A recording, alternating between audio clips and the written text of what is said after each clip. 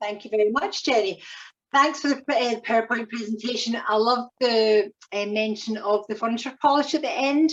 It reminded me of my granny. She always had lavender furniture polish, and when you had to like polish, when you went to stay your holidays, you had to like clean everything, didn't you? But anyway, and it was like this lovely tin, like the old-fashioned shoe polish you get. Well, it was like a big fat, round, flat tin. And it was lavender scented. You used to get the cloth and just get a bit on your finger on the cloth and rub it into all the pieces of furniture. Great memories, actually. So thank you very much for that, Jenny. I might have to go and just source some and leave it lying about, and hopefully somebody else will come and polish my furniture for me.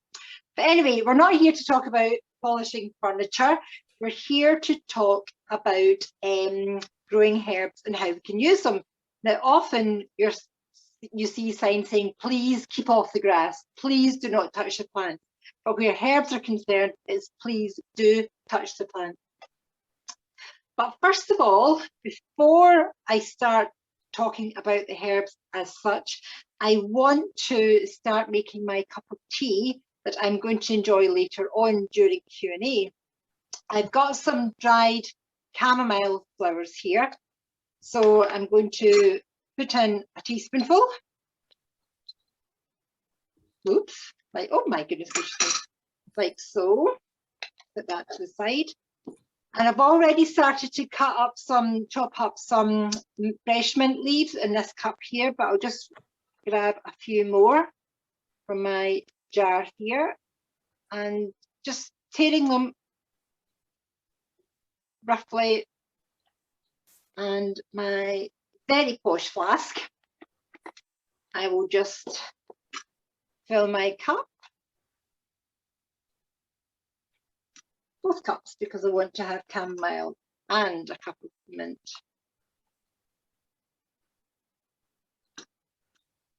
I'll lid back on my flask in case that goes skating. Oh my goodness, goes skating everywhere. And I'm just going to set them to the side. I'm going to set my saucer on top of the cup to help it. So I'll just put that down there, and this one out the way also. And we will come back to them later on. Okay, so herbs, such a diverse range of plants that really do deserve a place in all gardens. And they make an absolute fantastic introduction to the world of gardening if you're a novice gardener. In the garden, they can be grown in large or small plots, as Jenny showed in the PowerPoint presentation. The Physic Garden down in London is a massive area and it's all filled with herbs.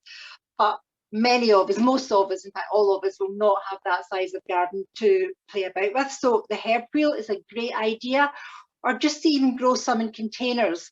And even to keep a few on the windowsill. And this is just a jam jar, I think.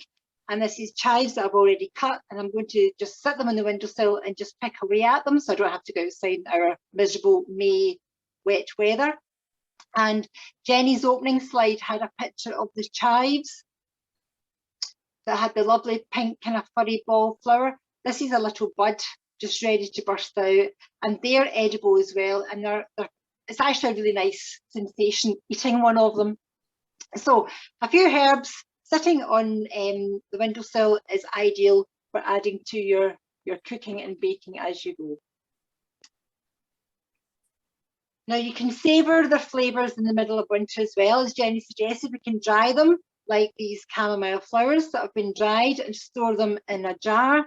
By drying them and freezing them, it means that you can cook and bake and make tea all year round with your own herbs.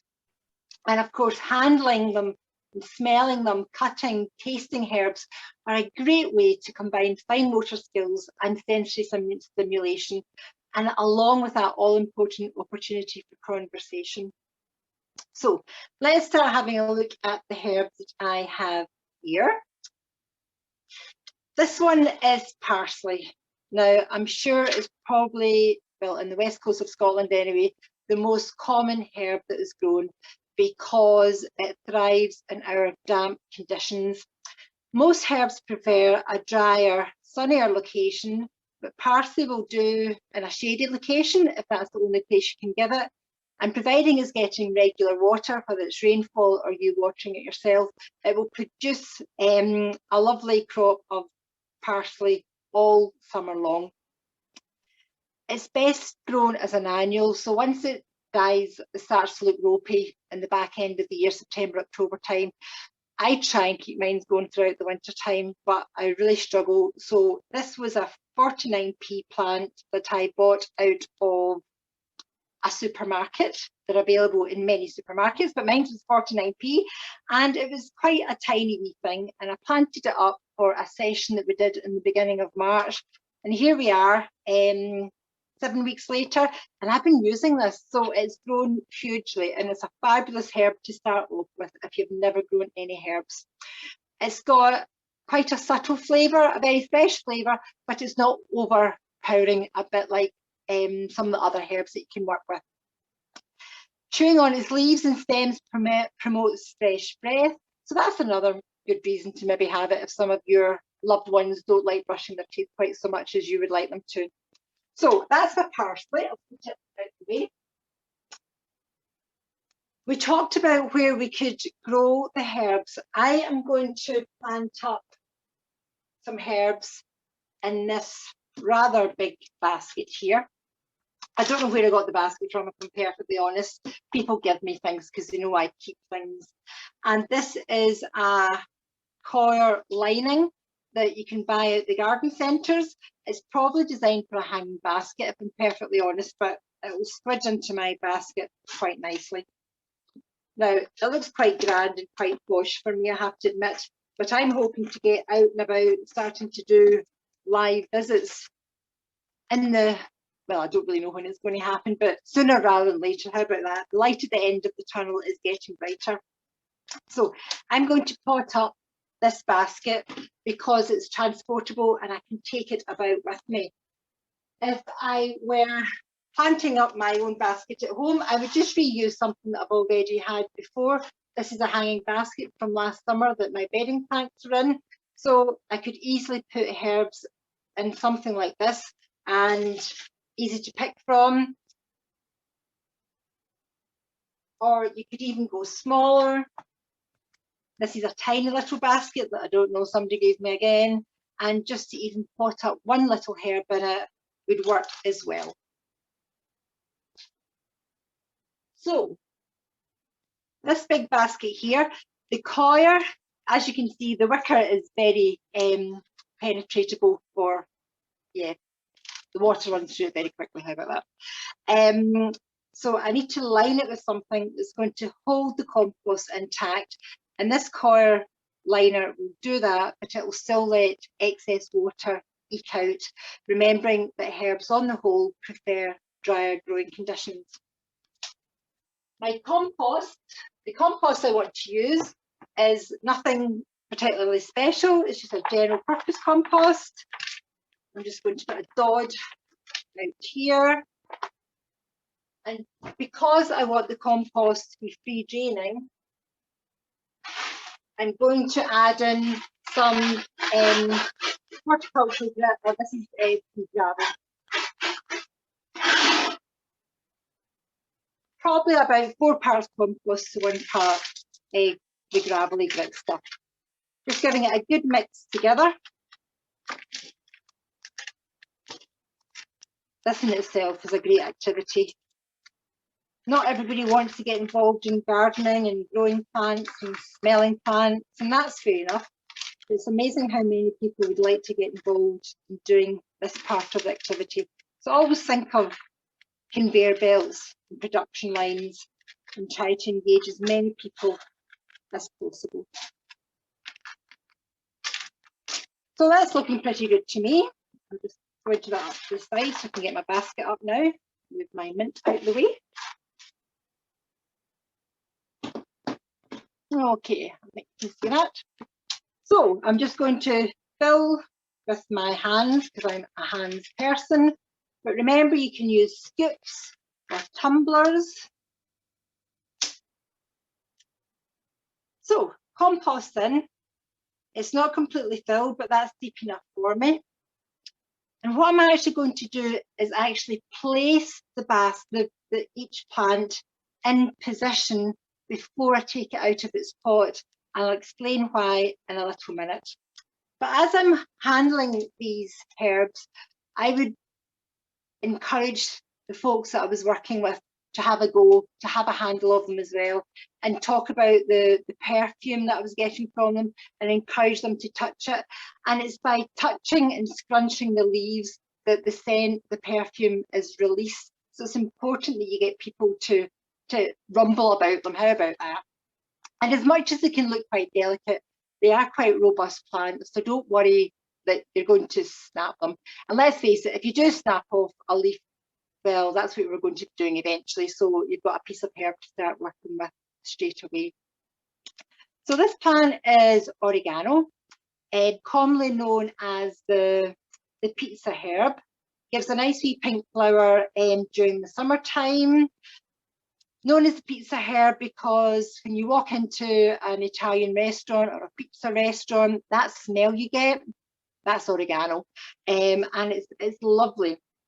Pasta and salad dishes, makes a lovely tea as well, and medicinal purposes, I'm led to believe that it helps with nasal congestion and cold symptoms.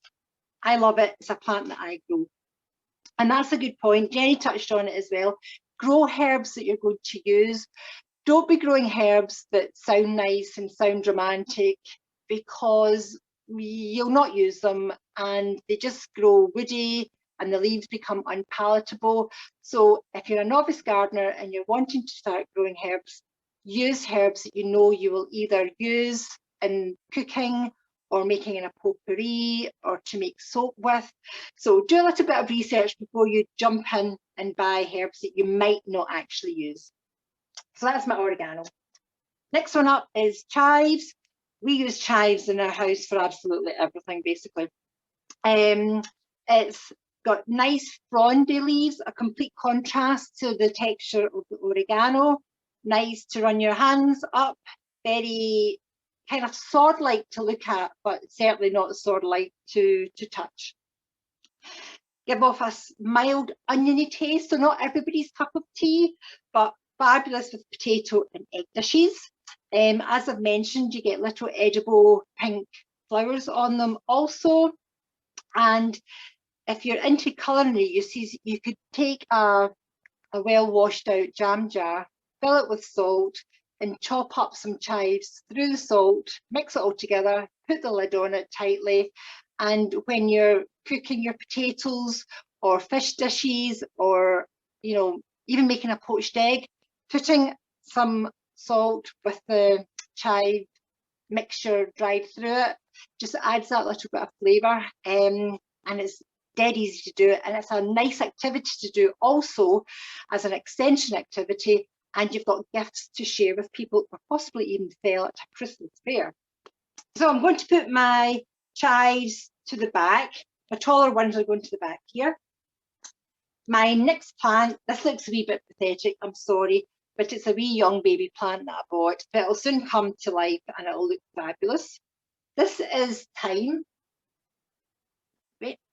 This is thyme, magnet for beneficial beasties in our garden, so it deserves a place in the garden even if you don't want to grow it as for its herb uses.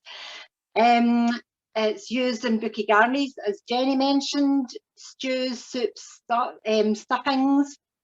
You get the dinkiest little flowers on it. It looks kind of coarse, and it's probably one of the coarser. It's not the least bit coarse at all, but it is compared to the other ones that I've touched. So again, when we're passing the herbs around and getting people to touch them, explore with them the different textures that we have. And even just like me rumbling my hands around about this just now, the perfume in here, if I keel over, Jenny, don't worry, it's not that I've fainted, I've probably just passed out intoxicated by the perfume of all these herbs in here that I'm scents flying around about. Okay. Anyway, and on a still sunny day, the thyme carries beautifully. So as I say, even if you don't want to plant up a herb planter, buy yourself a thyme and give it its own little pot on the patio, and you you will really reap the benefits of it. So I'm going to squidge this one over here. Next one up is probably my favourite herb, lemon balm. I think the reason I like it is because I got told a wee story about it. It was known as poor man's perfume in days gone by. Before poor people could afford soaps and they could only wash with water, allegedly people would grow lemon balm, or they would nip into like the big garden of the big house and pinch some of the lemon balm, and they would rub it over their hands, and then they would rub it over their clothes, because it is so strongly perfumed that the perfume clung to their clothes for the best part of the day, and they smelled lovely and lemony, as opposed to the perhaps rather stale smell that they truly did smell of.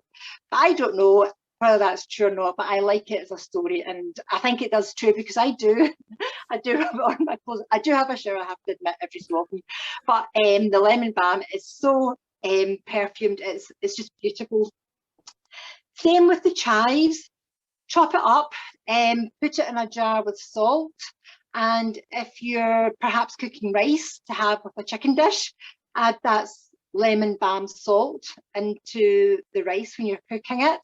Or if you were having roast vegetables or roast chicken, smother that lemon balm salt over the vegetables and chicken, and you will get a lovely crust of lemon salt on top of it. It's really nice.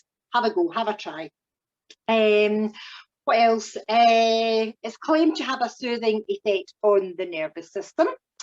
And the other great use I think it has, especially for us here in sunny west of Scotland, once it grows up, this again is a small plant, once this grows to be a bit bushier, cut a few stems off and stick it in a jam jar on your table if you're sitting outside having a barbecue or just having a cup of tea at night time.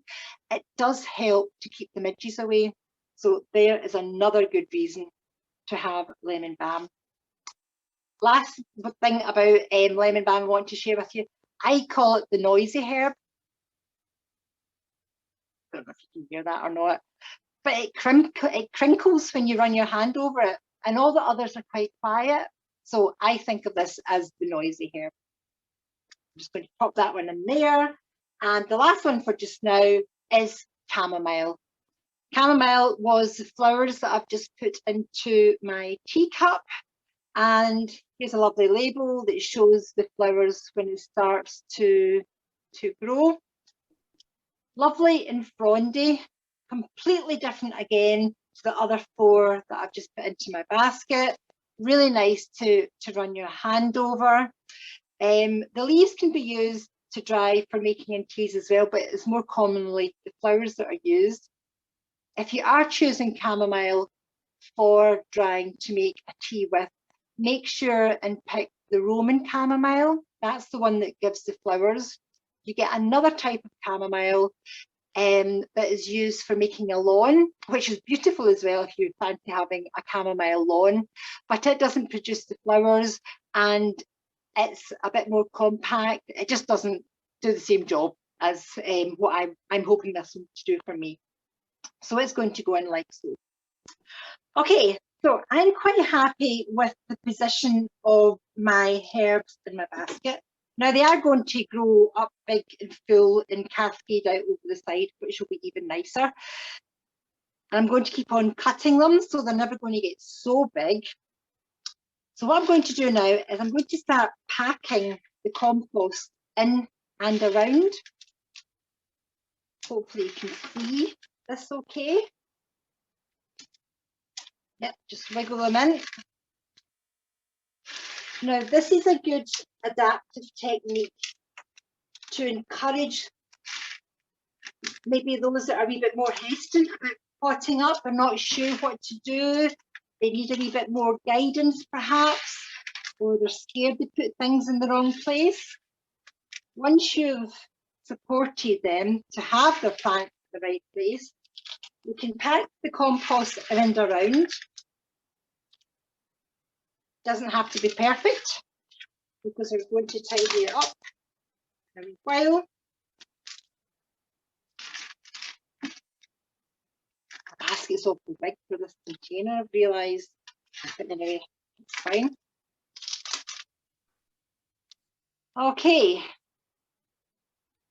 So what I'm going to do now is I'm going to pull, hopefully you can see this, pull the whole plant pot out, and I've now left a hole, there's a void in there.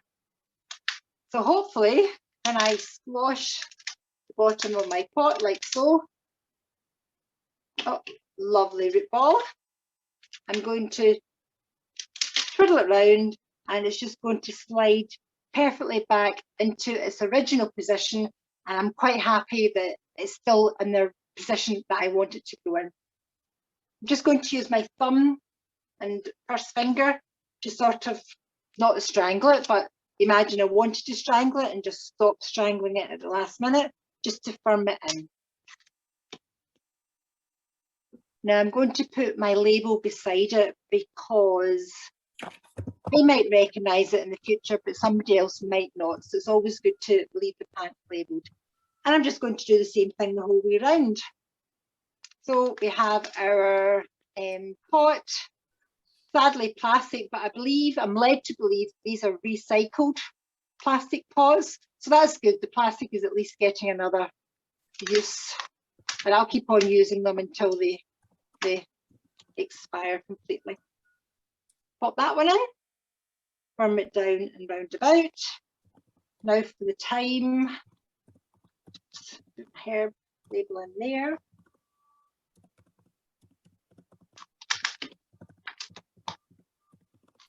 Same thing, label in. Lemon balm. Gosh, I really wish they would work out how to get smell going. Oops.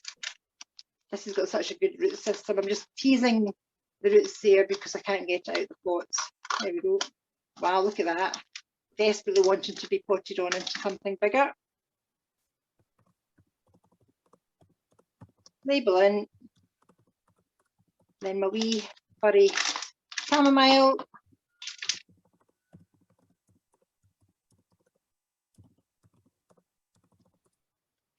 And the chamomile label. That's out the way for another use later on. And there we have it.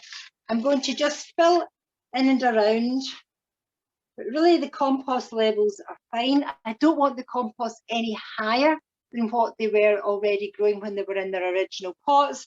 And I also want to make sure that I'm leaving maybe 2 centimetres between the finished height of the compost and the edge of the coir liner, because when I come to water this, I'm not going to water it just now, I'll water it when I take it outside, but I would give it a good watering just now, a good dousing of water, but I wouldn't fill any higher than the coir lining. Whatever water gathers in that void that I've left here is adequate water for this particular container. And that's my herb basket. Now, because it's got the handle, I can easily take it round about with me. And if you were working with groups of people that perhaps weren't so mobile, that weren't able to go outside to the garden, or perhaps the herbs were inaccessible to them, the basket is a nice way of bringing the garden indoors and having people handle the herbs and leave it sitting on the patio outside, that those who are a wee bit more able can perhaps go out and access it themselves. Okay, so all these herbs I've put in there, on the whole, prefer the same kind of conditions. Sunny, a bit drier, but you do get ones that enjoy shade, such as mint, dill, parsley, as I've already mentioned, and coriander, and that's another one that we'd like to grow outside. The next one that I want to show you, that everybody loves to grow, and I love taking this plant with me if I'm going out to do a session with some of our network, it's mint. I love mint. I love it in my ice cream. I love it in a cup of tea. I love it with meat. I just love mint. And you get so many wacky varieties, and they're not so much wacky, but you get spearmint, which is run of the mill, I guess, but this is an apple mint, which I have to admit I struggle to get the scent of apple. But if you can get your hands on a pineapple mint or a pineapple sage, buy it, because it is the most amazing smell you'll ever have. It's brilliant. I always buy a pineapple mint every year because I can't keep it living throughout the winter time. It's obviously very tender, but I do treat myself to one every summertime. I've just not seen one yet. So if you're into mint, you can have a whole garden of mints. Now, I want to just get some more compost up here, because I'm not planting the mint with my basket of herbs over here, because mint spreads like blazes, so it does. If you want a garden full of mint, plant it in the middle, and in a couple of years' time, you will have that garden of mint. But if you don't want to have a garden of mint, I strongly suggest that you take a small pot like this and pot it into something a little bit bigger. These are coconut husk pots that I've been lucky enough to get my hands on to. They are really fabulous. They're really robust. They last about, well, I've been using mine now for about 4 or 5 years outside in the garden, and they still look as good as this, though. This is a new one. And apparently when they do start to degrade, they you can put them in the compost heap and they will break down in your compost heap also. So what's not to like about them? A wee bit more expensive to buy, but I reckon I've had my money's worth out of the ones that I've been using outside. So pot with drainage holes, because as much as mint can take it a wee bit damper than most other herbs, we don't want it sitting in water. But because I don't want its roots escaping out through those drainage holes very quickly, this is just a piece of weed membrane, black matting, some people call it.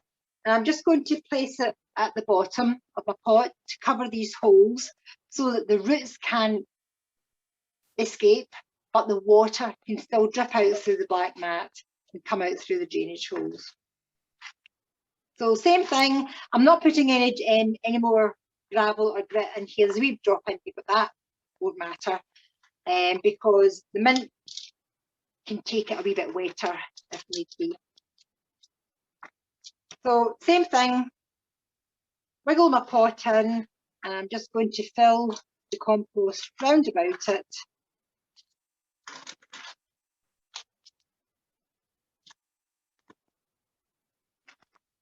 Patch it in tightly.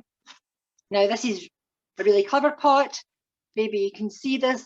There is a lip on the pot. That's known as the watering line.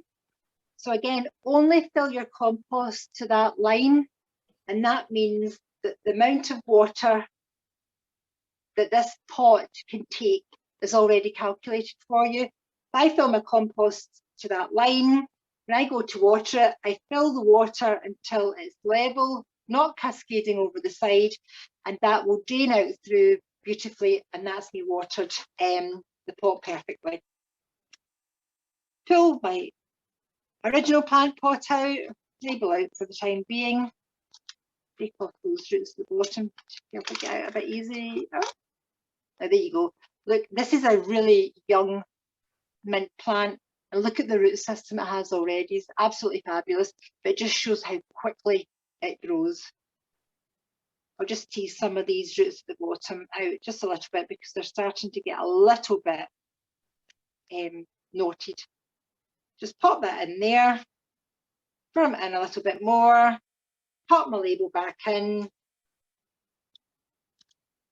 and there we have our mint ready to go outside into the garden. Mint, as I've said, how I use it, but the best way to engage anybody in growing herbs is to suggest that we go and buy a nice tub of vanilla ice cream, get the kids to go outside, or those less willing, let's say, to go and snip off some of the mint leaves, chop them up over your nice vanilla ice cream, stir it up, and trust me, that will be the nicest mint ice cream you will ever have in your lifetime. You will grow a pot of mint purely to have mint ice cream. Okay, so that is one last herb I want to show you, and it is the rosemary.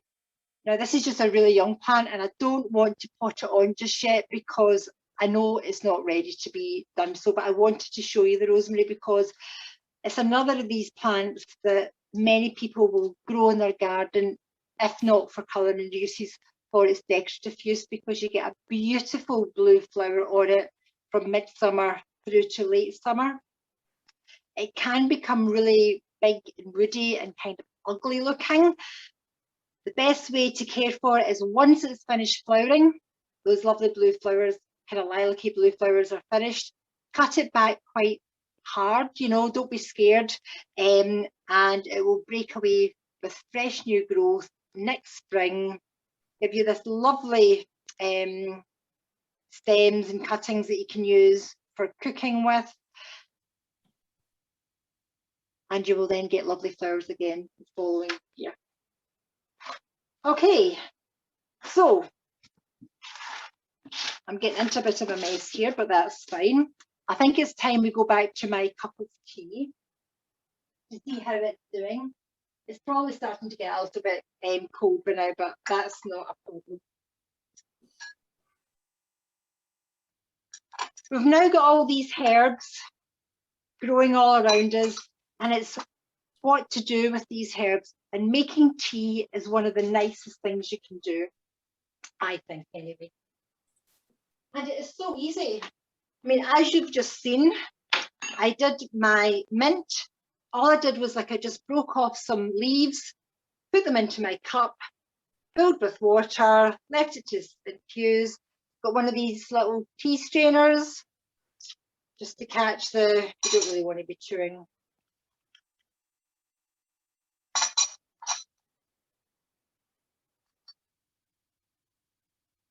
And there we have our tea. Now I'm going to taste that. That's so nice. It's just so nice. Same thing again. Go like that. Wiggle my teacups round about. Oops, we've got a rogue leaf, but that doesn't matter. And this is my chamomile one. See, you can buy these in tea bags in the shops. We know you can. There's loads of them available. But that is just so fresh. And it makes a lovely activity to actually ask someone, perhaps somebody who enjoys a walk first thing in the morning, ask them to collect the herbs. Collect the herbs early in the day as you can, before midday if possible, but ensuring that they're quite dry, that there's no rain drops lying on them. Have the leaves as dry as possible, so as early in the day as possible before midday, because as the heat gets up in the day and the sun comes out, it starts to extract the essential oils from the leaves. So you want to have them trapped inside for making your tea with. It's delightful. I wish you were here with me and we could all be enjoying mint ice cream and having cups of tea, but you'll just have to make do with our little package that we're going to send out to you.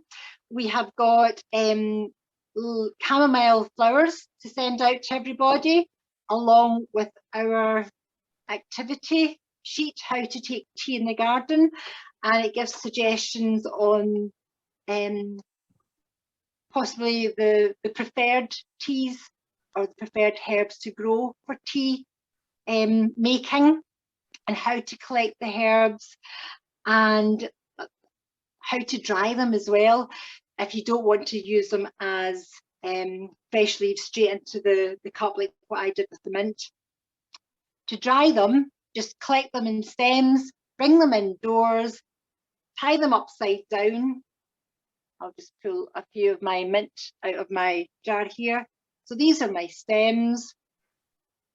I would just get a bit of string, tie them upside down, 4 to 7 days in a dry, warm place, or you can put them in a really low oven, gas mark a half, something like that, and leave the door open and put them in the bottom in that very cool oven for maybe 45 minutes to an hour. But I always watch them. I've only done it a couple of times. I think it's easier to dry them up, leave them hanging for a good few days than watch them in the oven, because if I'm honest, I end up singeing them. Anyway, there we go. You might have better luck than me. So I'm going to move my tea out the way. Excuse me. Jenny, we're going to have to organise an assistant. Yes. Yeah, you have to get, yes, a glamorous assistant. Oh, I know, like sort of like Anthea. I could do with an Anthea, so I could do. Anyway, okay, so I've now got all these lovely herbs. How do we look after them? Rainwater in the west of Scotland is probably enough for them. Don't overwater them. But providing you've got them in a container, a container that you're growing in that's got good drainage in it, that shouldn't become a problem. Come the winter time, raise the planter off the ground, make sure there's a gap, get little blocks or bricks and sit them between the bottom of the container and the actual ground, so that all that rainwater that we will get has got somewhere to eke out. If it's sitting completely on the surface, then it's like a vacuum that's created, and the water that's up here can't escape for the water that's sitting all the way around about the bottom of it. So just raise it off the ground. And that's a good tip for all your plants and containers, actually, not just herbs, especially herbs, but all your planters. If you can raise them off the ground, that helps them throughout the winter time. What else can I tell you about them? We've talked about, we've touched on their medicinal uses, and Jenny gave some really good references there. Most herbs are safe to use by the majority of us in moderation. But, you know, if you do have medical conditions and taking prescription medications, a quick call to a doctor would clarify if taking these herbs is a good thing or not. Hopefully it would be okay. So picking and harvesting regularly is the best thing that you can do for your herbs. And all you need is a pair of kitchen scissors. These are my gardening scissors, but kitchen scissors would do the job. And the more you harvest them, the more compact the shrub is. It's nicer to look at, but it makes loads new growth at the bottom, and it's the new growth that is the tasty leaves. If I let this grow big, it'll just become woody, and the older leaves are actually really pretty unpalatable. You wouldn't thank anybody for them. So we're going to constantly be harvesting these leaves to make sure we've got a fresh supply the whole time. Now, harvesting them is relatively easy. You can tell the new leaves by the bendiness of them. You can see I'm bending this quite easy, so that's very fresh, but all the way down until it gets to this old woody stuff. Now, if you're supporting clients that have got visual impairments, encourage them to have a go. Get them to feel down the soft bendy bit all the way down, and I can feel that it's starting to get a little bit more rigid until I get right down to the bottom here. And if I was to bend that, I would snap it. So I know that's really old wood. So I want to encourage us to make loads of new growth. So I'm going to cut quite far down, just above 2 leaves here, like so. Like so.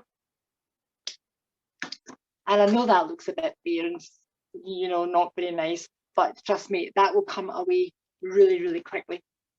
So I've now got 4 stems of mint here that would make really quite a good 2 cups of tea, I reckon, out of that there.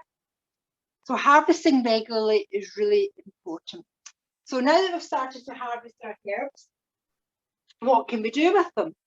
So I've got a little selection of herbs here that I collected this morning. Because they've been sitting on the window, which wasn't clever, I've started to wilt a little bit. I've got my oregano, I've got borage, which is a herb, and it's great for the wildlife as well. Mint, I've got my chives. Just to jazz things up a little bit, I even braved bringing in some nettle for you. Nettles make a delicious tea. So we've got a selection of, oh, and this is tarragon, but oh dear, it's not looking very well at all. Okay, so my herbs are looking a little bit tired, but you could bring the herbs in and pass them round about. You could even have a herb blind test, handle them, tell everybody what they all are, and then pass them back round again and see who can remember them by touching them, by smelling them. Is always a great activity. Maybe don't pass the nettles round about unless you've got a doken leaf to hand. You could extend the game a little bit. And what I've got here is, I've got a selection of herbs that don't have their name. They've only got their letter attached to them, A, B, C, D, E, whatever. And then I've made out cards with the number of herbs that I'm going to pass round about, the 5 names, and we've got to guess which herb is herb A, the parsley. And in this case it is, so Joan's got it correct, okay? So it's just a nice way to get people to actually start handling the herbs and, you know, maybe encourage them to have a go and choose one that they would like to make their cup of tea with later on. Now, this is a loom, and I saw this when I was having a wee nosy round about the internet the other night. And basically what it is, Jane, our very crafty colleague, has made me a little paper version, okay? So it's strips of paper, or like quite thick paper or thin card, that you make crisscross. It's like weaving, what we used to do at school. And there's this lovely pattern. It's got the little holes on it. So I'm going to pick up my dinky little, this is an orange thyme. If I'm honest, I'm not getting the sense of orange from it, but maybe when it's a wee bit older. But it has got the most beautiful little pink flowers. So I'm going to cut a sprig of my orange thyme, and I'm going to feed it through my loom. And that's a nice little pretty picture for somebody to continue making, feeding their choice of herb through the looms. This is quite tricky because the holes are quite small, but it might be suitable for some of your clients. This is a table mat. The patterned side is at this side, and this is the back side. I've chosen to show the rear of the table mat, and this is elastic bands. So I have fed 2 elastic bands across the way and 3 up and down to make this grid. And I've started to pop in some mint, and this is some oregano that I put in earlier on. I could cut myself a piece of rosemary, and I can make up my own little picture that I can maybe now perhaps take back to my own room with me, and I've got my own herbs. They won't last forever. They'll only get maybe a day, but it's lovely to have them to take back with you, or perhaps take them home with you and share the scents and the fragrances of the herbs with people at home. And this is a coaster, like a drinks coaster, and I've just taken pipe cleaners and I've done the same thing. I've just wrapped them round about, and you could easily take cuttings of your herb, and everybody's got their own little bit of herb garden to take home with them. Okay, last thing now. Jenny, do we have time to do the dough? It's 3:05, Joan, so that's up to you. Really? You'll be very quick. We'll keep it to just maybe 2 questions today at most. Right, okay. Right, well, okay. Folks, you need to have a shot of this. This is a cup of flour. Oh, we'll share the recipe, okay. Flour, salt, a squirt of lemon, some olive oil. Give it a stir. A dot of water. This will never work because I've not done my measurements now, but anyway, I've got one that I made earlier too.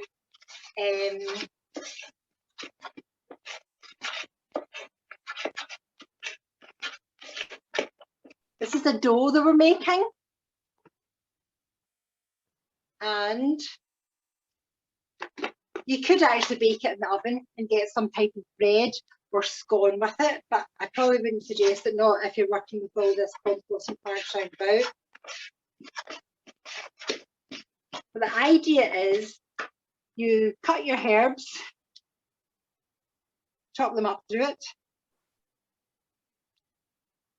I've done this a few times now, and what I've learned is the stronger smelling ones are the best.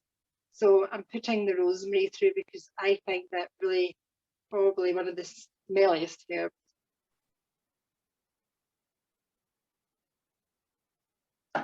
Give it a good mix, and because you've added hot water or warm water, it's a lovely therapeutic activity, quite de-stressing actually. So I'm going to stop mixing that and show you one that I made earlier. And we've now got this lovely dough that has got the herbs all the way through it. When you're working with it, you're getting that lovely perfume off of the herbs. Now, if you were to take the salt out of the recipe and take anything oniony or garlicky out of it, and perhaps put in something like nettles, lavender, these are things that birds like, then you could make them into little balls, like fat balls, and put them in your bird feeders, and the birds would actually get to eat them as well. And the last thing I would maybe suggest you do with it is just make flour and water. And just because I've got wildflower seeds left over from the activity we did a couple of weeks ago, I'm going to mix wildflower seeds through these and make seed bombs out of them. Okay, I hope you've enjoyed today's demo. I'm sorry I've ran over time. I think working with herbs is absolutely amazing. It's engaging in the natural environment. It's having something real to be doing. And really, what's more socially interactive than having tea in the garden with your buddies? So, cheers. Thanks very much. Fabulous. Thank you very much, Joan. I'm just going to spotlight Jane here too. I'm going to add a spotlight, and I'm going to actually just find Joan, who has popped away from my screen, and I'm going to There she is. add her in. Oh, where's she gone? Has she come back? Sorry. There she is. Lovely. So I'm going to put both of you up, and Jane, we've got time for maybe 2 questions. Two questions. Okay, let's go for this. Okay. That'd be lovely.